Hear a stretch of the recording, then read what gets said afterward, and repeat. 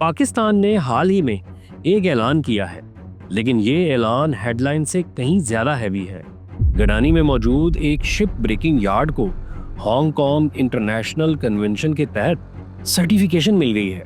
ये पाकिस्तान का पहला HKC compliant ship breaking yard है। अब सवाल ये नहीं कि ये सर्टिफिकेशन क्या है, असल सवाल ये है कि क्या ये पाकिस्तान की शिप ब्रेकिंग इंडस्ट्री को वाकई रिवाइव कर सकती है, या ये सिर्फ एक लेट एंट्री है एक ऐसी ग्लोबल रेस में जहां पाकिस्तान पहले ही काफी पीछे रह चुका है। क्योंकि शिप ब्रेकिंग कोई मार्जिनल इंडस्ट्री नहीं, ये steel supply, labour, employment, environmental risk और ग्लोबल ट्रेड सबसे जुड़ी हुई है। और आज की वीडियो में हम ये एक्सप्लेन करेंगे कि ये सर्टिफिकेशन क्यों इम्पोर्टेंट है, पाकिस्तान कहां और क्यों पीछे रह गया, और क्या अब भी कमबैक हकीकतन पॉसिबल है या नहीं। शिप ब्रेकिंग सादा अल्फाज में एक रीसाइक्लिंग इंडस्ट्री है। बड़े जहाज, cargo vessels, oil tankers, bulk carriers, cruise liners तकरीबन 20 इयर्स के बाद इकोनॉमिकली अनवायबल हो जाते हैं। मेंटेनेंस कॉस्ट बढ़ जाती है, फ्यूल एफिशिएंसी कम हो जाती है और इंश्योरेंस महंगी हो जाती है।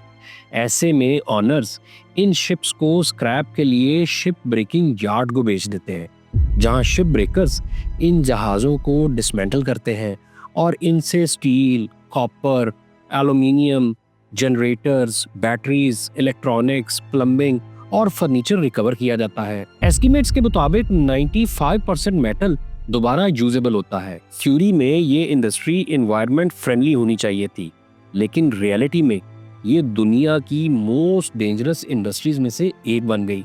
इसकी वजह मेथड है।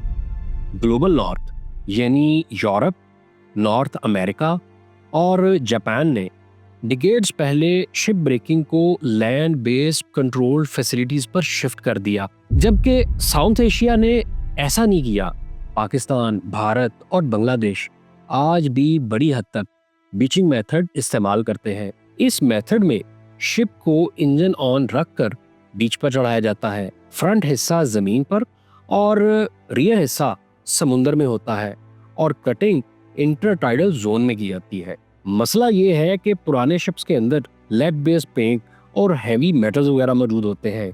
ब्लो टॉर्चेस से कटिंग के दौरान एक्सप्लोजन्स का खतरा, टॉक्सिक लीकेज और वर्कर्स के क्रश होने का रिस्क सब कुछ होता है। इसीलिए NGOs के मुताबिक शिप ब्रेकिंग वर्कर्स अक्सर प्रोटेक्टिव गियर के बगैर और अनस्टेबल स्टील स्ट्रक्चर के नीचे काम करते हैं। ये सिर्फ अनसेफ नहीं, ये लीथल है। यहाँ इकोनॉमिक लॉजिक काम करती है। शिप ऑनर्स के लिए साउथ एशिया इसलिए अट्रैक्टिव है कि यहाँ लेबर चीप है, रेगुलेशंस वीक है, ओवरसाइट मिनिमल है और सबसे इम्पोर्टेंट बात यह है कि शिप ऑनर्स को यहाँ यूरोप के मुकाबले में 10 टाइम्स तक ज्यादा प्राइस मिल जाती है। यही इंसेंटिव साउथ एशिया को ग्लोबल शिप ब्रेकिंग हब बना देता है। यहाँ टेक्निकली बात बेज़ल कन्वेंशन 1992 की है, जो डेवलप्ड कंट्रीज को हैजर्डस वेस्ट डेवलपिंग कंट्रीज में एक्सपोर्ट करने से रोकती है। और ओल्ड शिप्स जिनमें ऑयल स्लज और टॉक्सिक पेंट वगैरह मौजूद होता है, कानूनी तौर पर हैजर्डस वेस्ट में ही शुमार होते हैं। लेकिन यहाँ एक लूप होल आता है। शिप ऑनर्स जहाज का फ्लैग चेंज कर देते हैं, पनामा और कोमोरोस जैसे फ्लैग्स इस्तेमाल करते हैं। यूं शिप कागजों में डेवलपिंग कंट्री ओरिजिन की दिखाई जाती है और रेगुलेशन बाईपास हो जाती है। ये प्रैक्टिस डिकेड से चल रही है।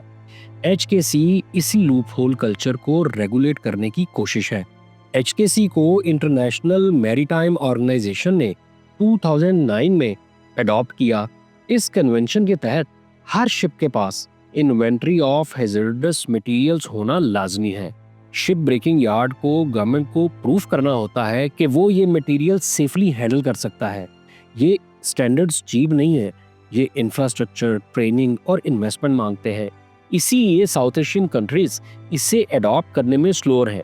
भारत और बांग्लादेश ने HKC प्रोसेस बहुत पहले स्टार्ट कर दिया था, जबकि पाकिस्तान ने HKC को लेट 2023 में रेटिफाई किया।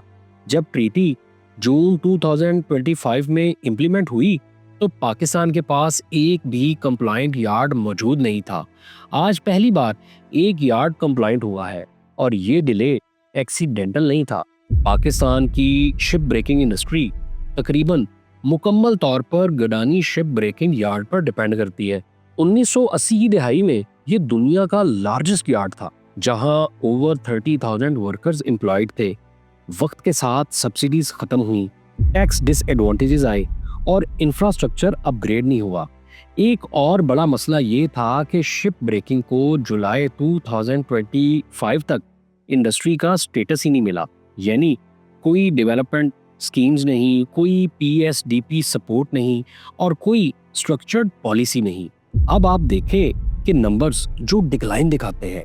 इन नंबर के मुताबिक 2014 में पाकिस्तान ने 110 शिप्स डिसमेंटल की, जबकि 2024 में ये नंबर गिर कर 24 शिप्स रह गया।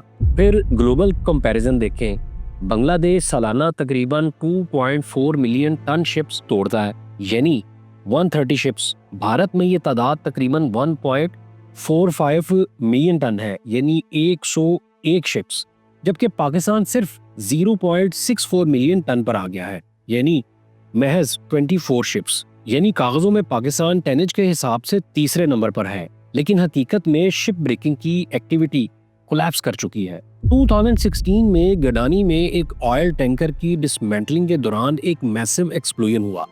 नतीजतन 29 वर्कर्स जाँ बाक हुए और 60 से ज्यादा जख्मी हुए। इसे ग्लोबल शिप ब्रेकिंग हिस्ट्री का डेडलीस्ट एक्सीडेंट माना जाता है। इसके बाद बैन लगा, लेकिन बगैर किसी स्ट्रक्चरल रिफॉर्म के इसे जल्द हटा लिया गया और वर्कर्स फिर भी अनसेफ कंडीशंस में तकरीबन $4 पर डे की वेजेस पर काम करते रहे। इस सब के बावजूद शिप ब्रेकिंग इंडस्ट्री पाकिस्तान की 15 to 20% स्टील डिमांड पूरी करती है, बैलेंस ऑफ पेमेंट्स पर प्रेशर कम करती है और हजारों लोगों को एम्प्लॉयमेंट देती है। 2020 में पाकिस्तान शिप ब्रेकर्स एसोसिएशन के मुताबिक इस इंडस्ट्री का कंट्रीब्यूशन सालाना 16 बिलियन रुपयों तक था। लेकिन पैराडॉक्स ये है कि गवर्नमेंट ने इंपोर्टेड स्क्रैप को सब्सिडाइज किया, जबकि लोकल शिप ब्रेकिंग इंडस्ट्री मुसलसल इग्नोर होती रही। अब कुछ सिग्नल्स मुख्तलिफ नजर आते हैं। शिप ब्रेकिंग को इंडस्ट्री का स्टेटस मिला है, 12 बिलियन रुपीस गडानी मॉडर्नाइजेशन के लिए अप्रूव हुए हैं।